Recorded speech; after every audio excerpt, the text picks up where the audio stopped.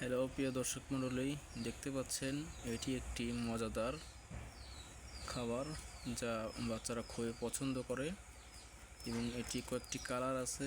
একটি হলো গোলাপি কালার, সবুজ কালার, সাদা কালার, পেঁয়াজেদার। এগুলো মূলত চাউল ভাঙিয়ে বানানো, খুবই সুন্দর।